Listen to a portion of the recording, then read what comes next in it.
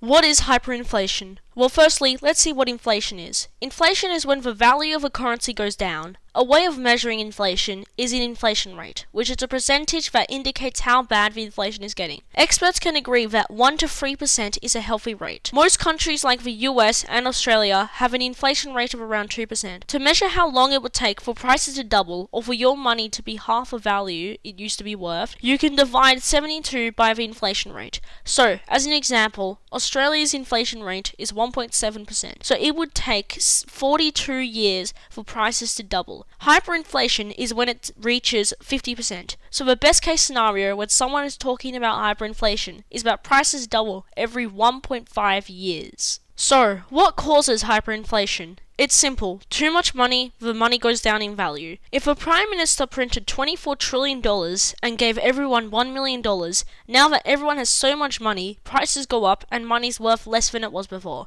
Gold, for example, is worth lots because it's rare, and dirt is worthless because you find it everywhere. That's why governments don't just print money to pay off debt. Well, apart from a few scenarios, which leads us to, what are some examples of hyperinflation? Probably the most famous example of hyperinflation was in Zimbabwe, which peaked during mid-November 2008. It started when the president had the idea to pay for all of Zimbabwe's debt. Zimbabwe had a lot of debt because of previous wars, so they were printing a lot of money. The monthly inflation rate would normally peak at 79.6 billion%, and annual peak rate of 89.7 sextillion%. Prices were doubling every 25.7 hours. Zimbabwe were constantly making bigger and bigger dollar notes. At its peak, people were using wheelbarrows filled with $10 trillion notes to buy bread. $1 was, get this, 2 decillion, 621 novamillion, 984 octillion, 228 septillion, 675 sextillion, 650 sectillion, 147 quadrillion, 435 trillion, 579 billion, 309 million, 984,000,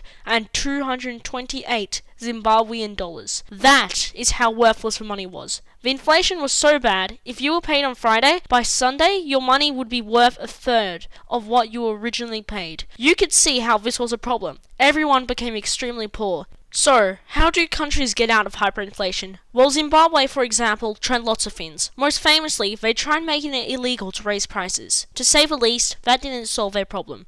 What did was adopting the US dollar and making it illegal to use the Zimbabwean dollar. This is the simplest method and it works, but it makes your economy and ultimately your country more dependent on other countries. So, hyperinflation is a serious issue where the money of a country becomes useless.